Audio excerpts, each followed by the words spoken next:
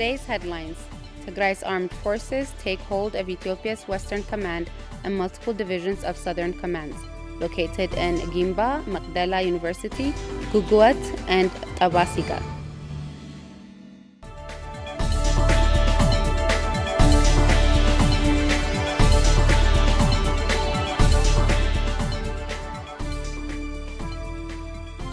Good evening, I'm Salam Berhana with your news for the evening. And now for the details. Tigray's armed forces take hold of Ethiopia's Western Command and multiple divisions of its Southern Command, located in Gimba, Magdala University, Guguwat, and Tabasika. They also launched an additional attack on an Amara Special Police Force unit and Amara militia moving west of Wagaltena. Tigray's armed forces launched their successful attack on November 5, 2021, taking hold of countless weaponries.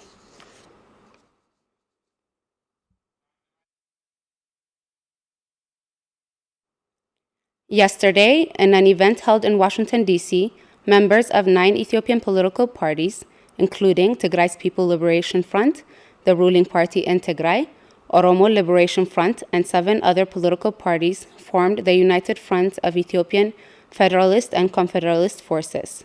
The parties say the coalition was formed to coordinate efforts against Abiy Ahmed's regime and to serve as a starting point for an all-inclusive national dialogue. Abel Tsagabu has more on this.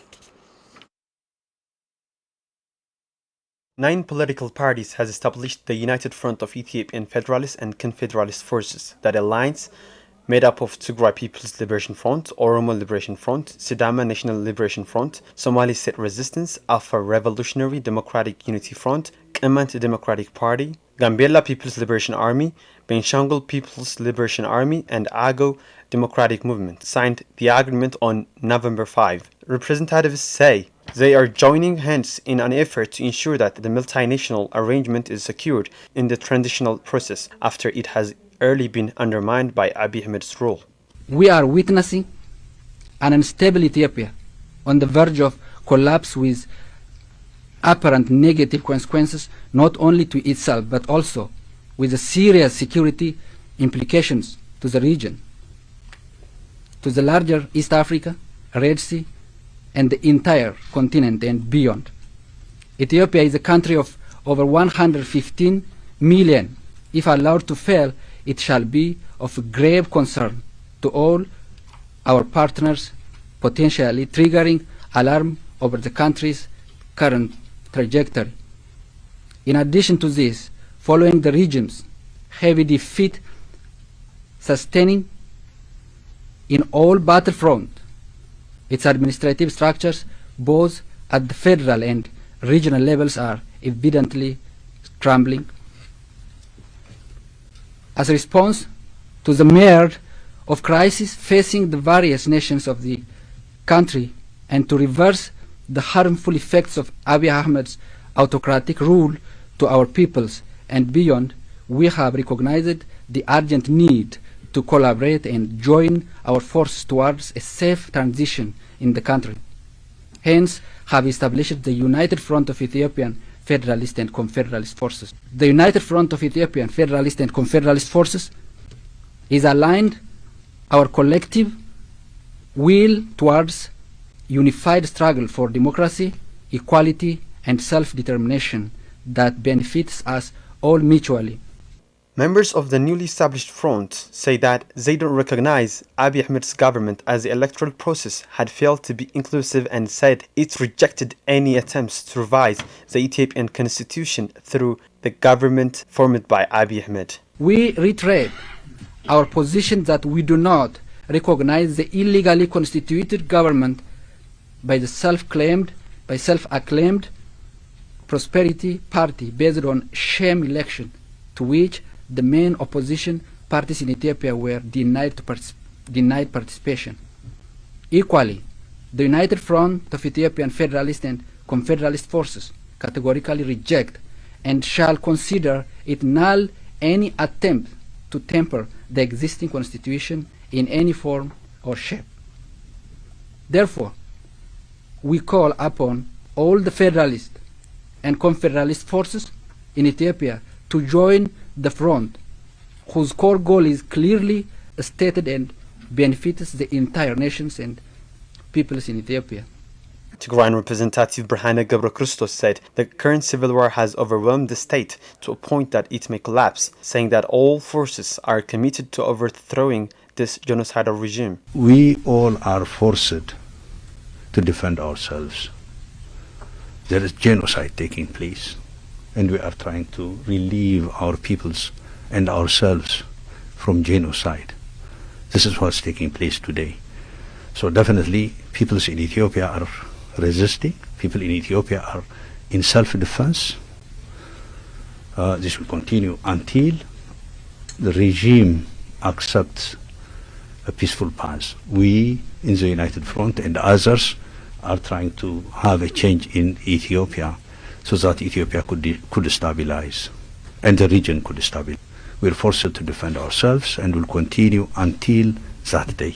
The Tigray People's Liberation Front and the Oromo Liberation Front had reached an agreement to coordinate their military and political efforts in August 2021.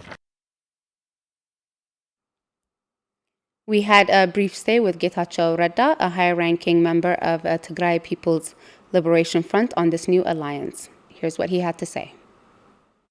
We're joined today by Getachew Reda, Executive Committee member of TPLF. Thank you, Getachew, for joining us. You're welcome.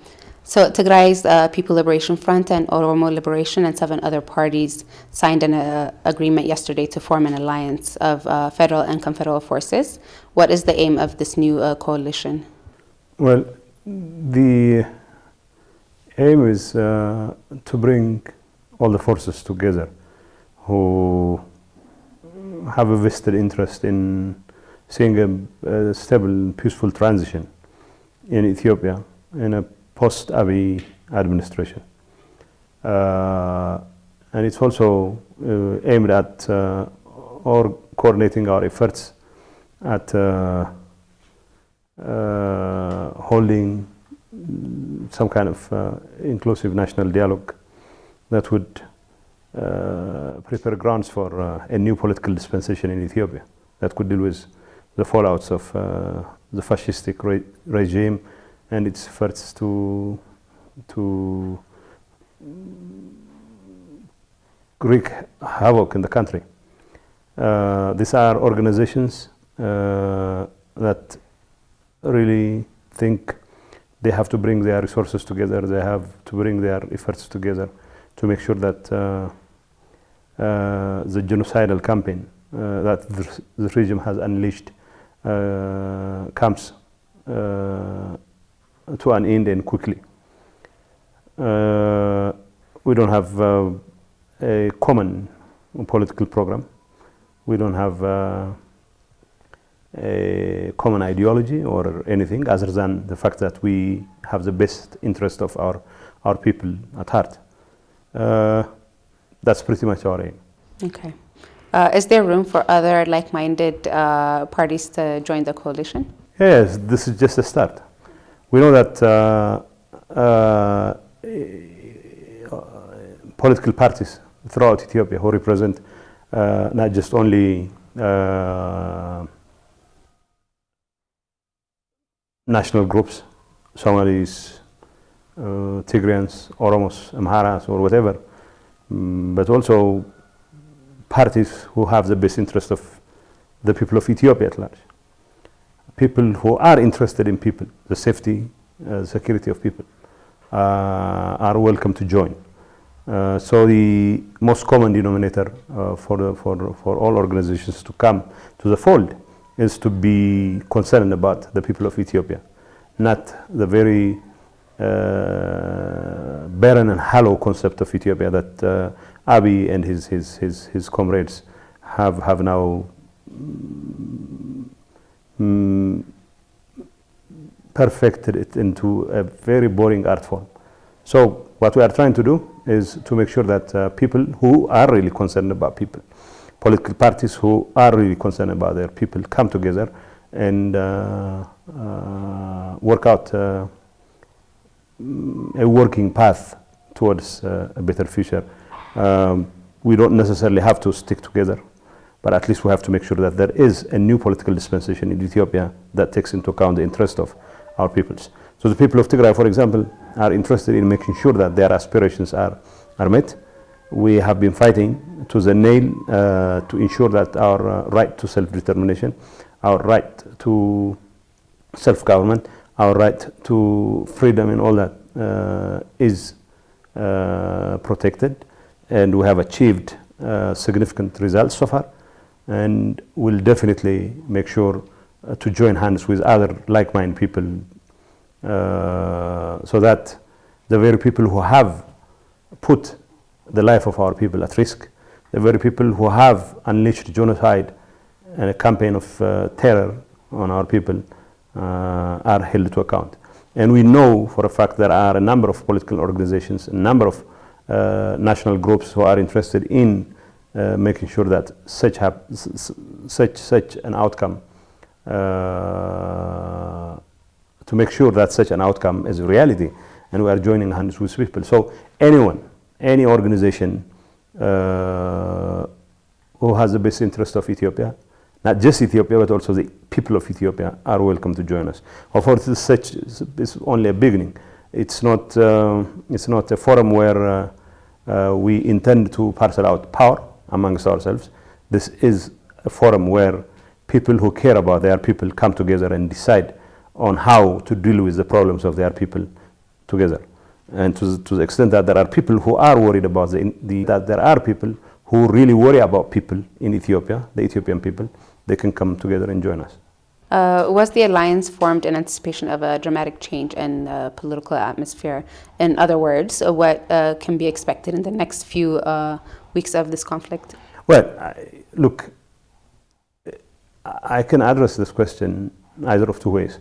For one thing, the fact that we've been fighting a very determined fight against tyrants, against genociders, simply means that we have to bring about a quick end to the predicament that Ethiopia finds itself in. As far as my organization, TPLF, and its government go, we've been fighting this war for well over a year now. I mean, at least as far as the fighting goes. Although we've been under some kind of blockade or another for the last 3 years, at least the past year, it has been an openly declared genocidal campaign against the people of Tigray. So we've been fighting to the nail to reverse fortunes. We still have a long way to go before we could liberate every square inch of Tigray territory. Yes, still people in the western part of Tigray are still under occupation by Amhara expansionist forces, to a certain extent by also Eritrean forces. These are realities we have to work towards changing, and we'll change those facts on the ground, definitely. And the people of Tigray have been under siege, under blockade by Abiy Ahmed, who failed to ensure the submission of the people of Tigray through the use of weapons. He's been trying to achieve that through hunger and starvation imposed on our people. Children are dying. So we have been waging a very heroic struggle to put an end to such a campaign, and we've been wildly successful as far as that campaign is concerned. That part of our struggle is concerned. So we have had an alliance with the Oromo Liberation Army, OLF, OLA, OLF, and as of late we've been coordinating our efforts and even coordinating our military campaigns in many parts of the country. And we expect these campaigns to bear fruit very soon. So we expect our campaign to result in success, and we're pretty confident in that. But there are also organizations who have been involved in similar ventures, similar exercises. So the fact that we are joining hands is as much in anticipation of something around the corner, as much as it is in anticipation of the need for our organized efforts to bring about that change itself. So it's not just about expectation of that change that brought us together, but also the fact that we need to bring about that change that brought us together. That's pretty much why we are joining hands. So what's the difference with the alliance formed now and the EPRDF coalition formed in 1991? Well, the EPRDF coalition was a coalition from the get-go. It was a coalition of people who had similar ideological backgrounds, people who had some sort of organizational unity in the sense that they held Congress, they elected their representatives and all that. We don't have that kind of arrangement now. What brings those organizations together is the fact that they are all opposed to the kind of tyrannical regime that Abiy Ahmed has imposed on the people of Ethiopia. They care about their people. The Somalis care about their people. The Oromos care about their people. There are also other Oromo organizations and Somali organizations who care about their people. So this is not a popularity contest among those who consider themselves true representatives of the people of Somalia, the people of Somali people or Tigrayan people or whatever.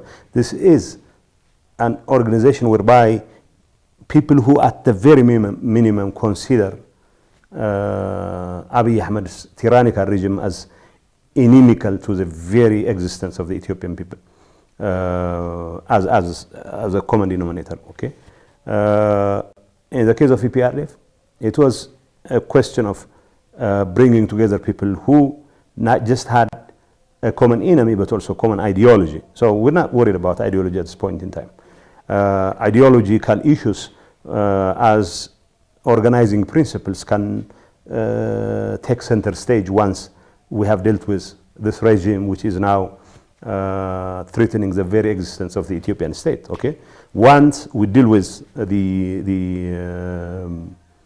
tyrannical regime, I think these organizations would also come together to chart a new path towards an all-inclusive national dialogue. I'm not saying this has been worked out. What we are trying to do is there is a clear understanding on the part of these organizations that they need to harmonize their efforts towards bringing about a change in Ethiopia. Once that change occurs, there needs to be some kind of transition. That transition can only be successfully engineered as long as there is an inclusive sort of national dialogue. But we'll cross the bridge when it comes to it.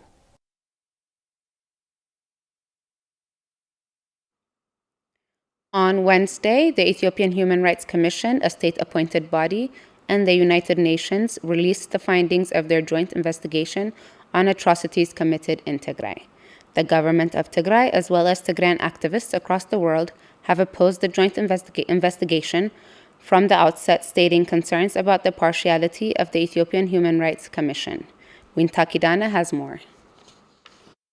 On Wednesday, the UN and the Ethiopian Human Rights Commission, a state-appointed body, released a joint investigation on the gross violation of human rights in Tigray. The 156-page report says investigation took place between May 16 and August 31, 2021, where investigators had access to Tigray for just 1 month of the 3-month-long investigation, leading to one of the clearest shortcomings of the investigation, which is that it covered just 9 towns and cities in Tigray. These cities are Mekelle, Wooro, Samra and nearby areas, Alamata, Bora, Maicho, Dansha, Maikadra, and Humera, which is where just 0.77% of victims of recorded atrocities are found in Tigray, according to the map made by Ghent University.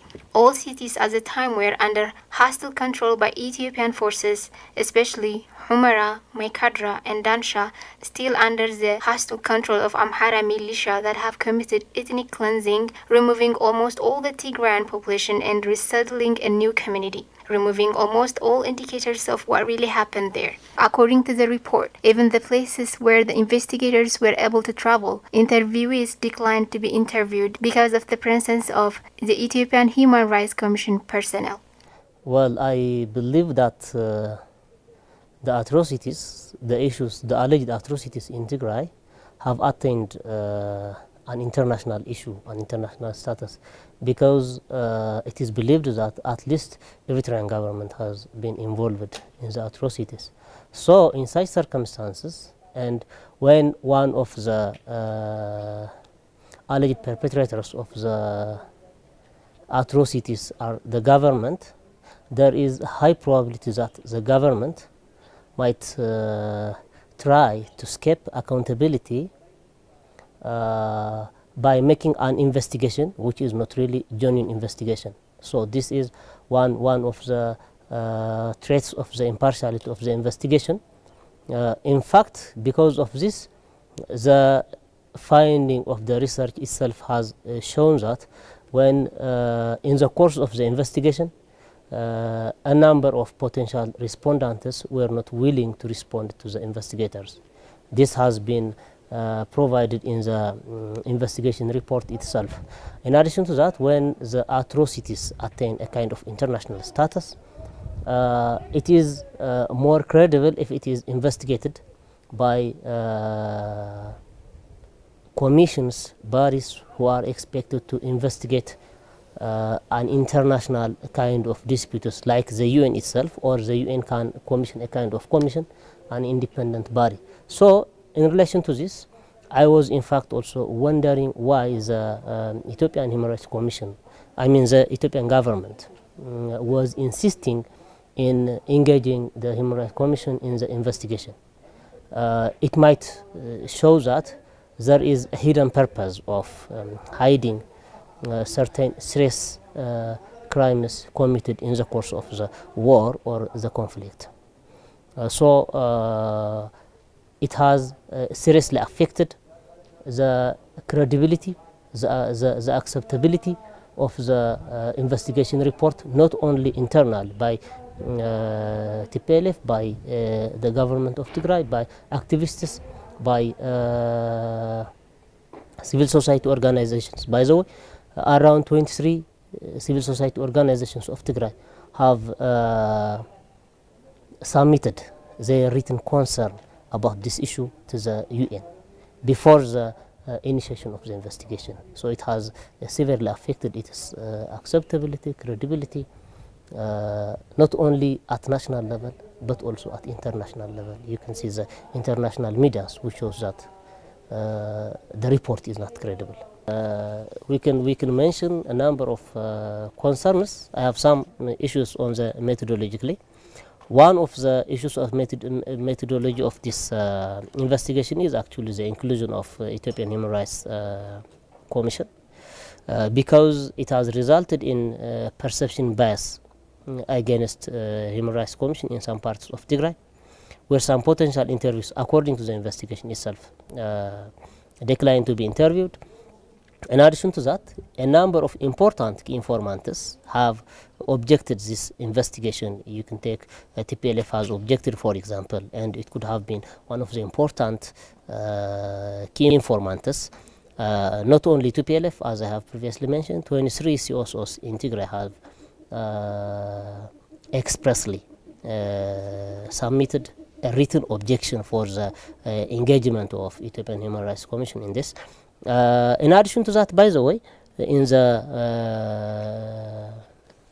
investigation, they have been using male investigators while they were interviewing survivors of sexual violence, female survivors of sexual violence, as you can see from the document itself.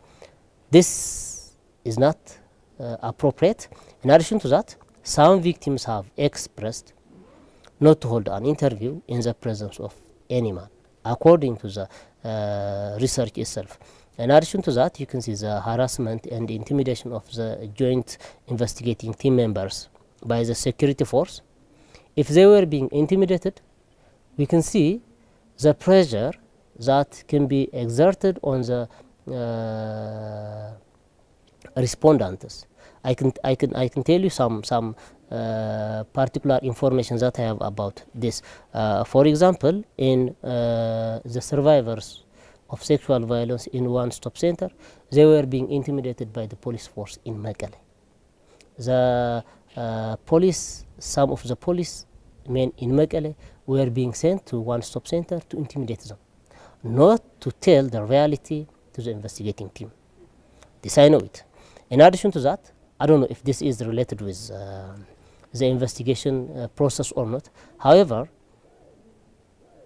certain survivors of sexual violence were in the safe house in Mekelle. The safe house in Mekelle is expected to be confidential. No one should know the whereabouts of the safe house. However, the survivors of the safe house were also being intimidated by soldiers.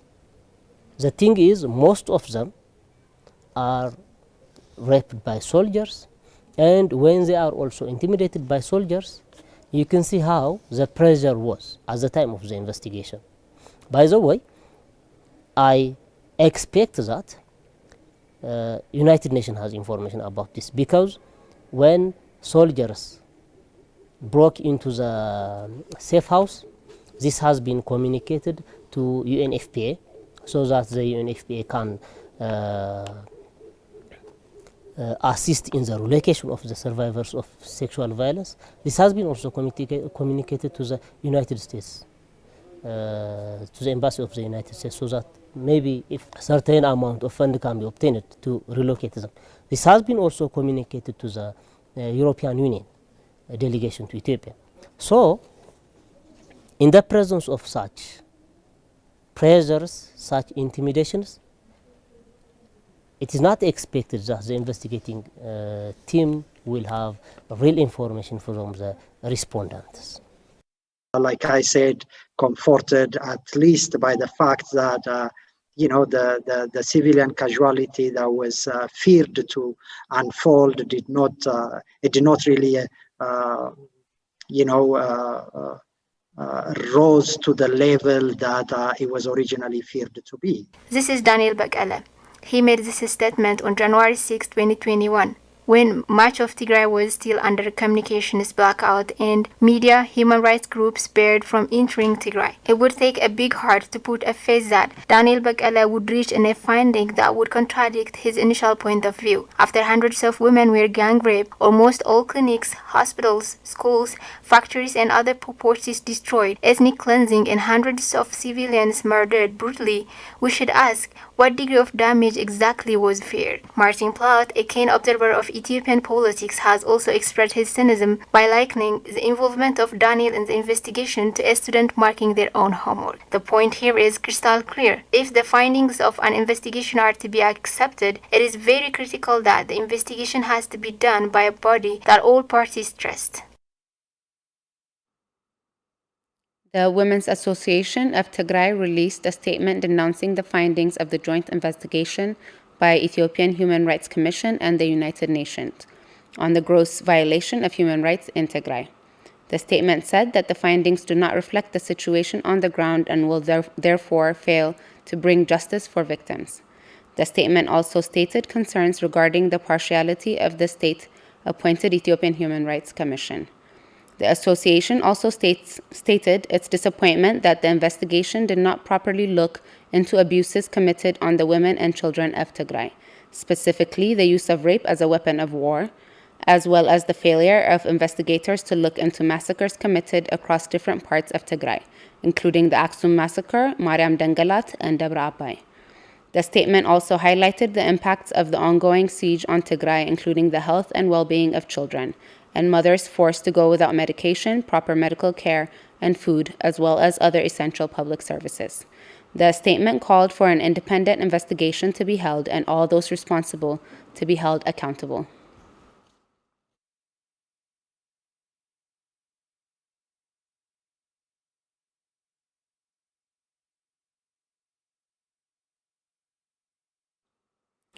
On November 9th, 2020, the Amara militia and Fano vigilante group committed the Maikadra massacre in western Tigray. This would just be one of many crimes committed ahead of a large-scale ethnic cleansing campaign in western Tigray, displacing over 1 million Tigrayans. Our reporters had a brief stay with IDPs from western Tigray who say the denial of the crimes committed is as painful as the crime itself. Haile Gabru has more on this. Tigray has experienced untold tragedies in the course of almost a year-long occupation by the Ethiopian forces and their allies from Eritrea. Maikadra was one of the first massacres recorded, with hundreds presumed dead and injured. Gabrikiros Danyo and Mir Salom are just one of the many who lived out in Maikadra massacres. They are now sheltered in one of the IDP centers in Mekelle. Here is their testimony. They first thought I was dead. They left me along the street of Maikadra. After a while, I saw some people walking by the street and I was able to call them. Almost all corners of Maikadra were full of Tigrayans' bodies who were severely killed by the barbaric Amhara forces. I have seen Amhara forces killing and attacking many people in Maikadra. I also saw them attacking Gabrikiros. They hit him on the back of his head with knives. He fell instantly. They put the knife on his body and stabbed him repeatedly to check if he was still alive. They did the same thing to me. I was unconscious, so I couldn't feel it. They covered my body because they thought I was dead. Following the brutal Maikadras massacre, Anko Bahribilai, who has lost her beloved husband, and besides, Nugus Samara has also says he hasn't been able to find 7 of his family members since that time. He says everyone that was killed was Tigrayan. The victims of the Maikadra massacre were Tigrayans. They were all day laborers. We have lost our brothers and sisters here.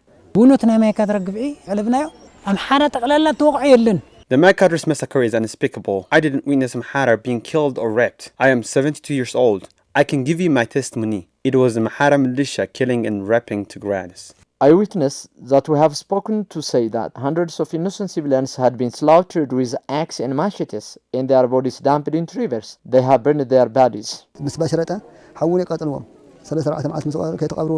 They used to burn the bodies of the victims when it starts to decay. Bodies would stay unburied for 3 to 4 days. Then they came wearing gloves and collected the bodies using tractors and dumped them into holes and rivers. Finally, we were told to collect their bones. There was a car assigned to collect the bodies of the victims at dawn. It was inhuman. Bodies were eaten by scavengers. It's now been a year since Maikadra massacre. Hundreds of Tigrayans lost their lives in the hands of Amhara militia and Fano vigilante group. A year without justice and accountability.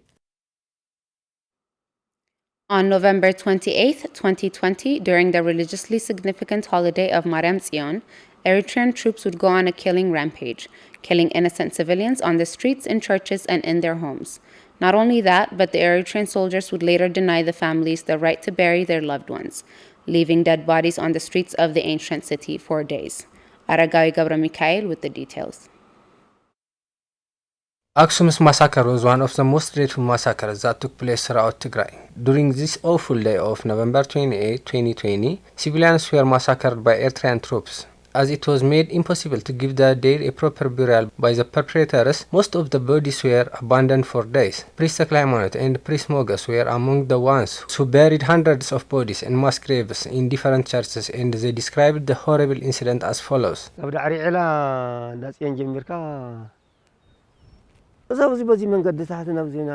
All the streets were full of bodies. The killings took place everywhere, on the fields, on the streets, and on the houses. There were also men who were eaten by scavengers.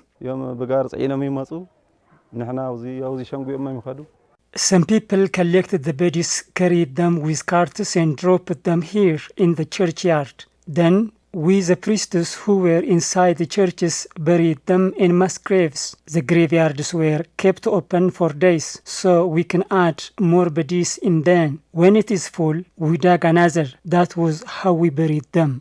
The massacre was so massive that a family has lost from 2 to 7 members. In addition, children, women, youths, religious fathers, and elders were among the victims. Survivors do tell horrific accounts.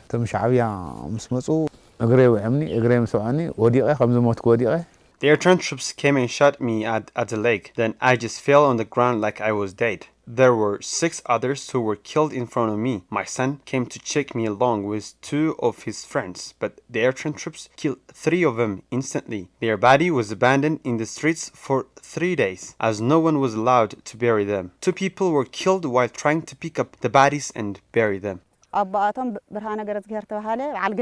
My husband, Brahane Gabir, my 27 and 30 years old sons, Mokkanem Brahane and Tsagai Brahane, were killed by the Eritrean troops after they dragged them out of their home for doing nothing. Another witness who lost 3 of his family members and a neighbor also has the following to share. The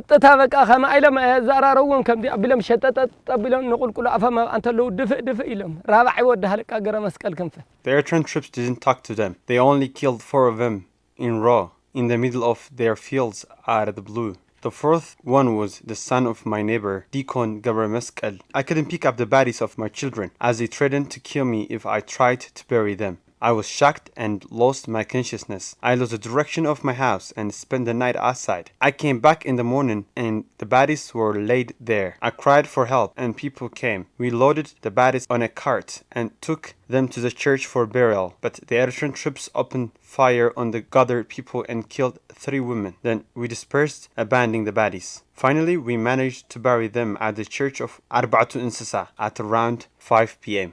What is saddening is that the UN Human Rights Commission and the state-affiliated Ethiopian Human Rights Commission didn't cover the areas such as Aksum where grave atrocities and massacres took place. After all, any human rights abuses perpetrated in Tigray couldn't be investigated by Ethiopian Human Rights Commission, which is accountable to the Ethiopian House of People's Representatives, who declared the war on the people of Tigray. That wraps up our news for the evening. Thank you for joining us and good night.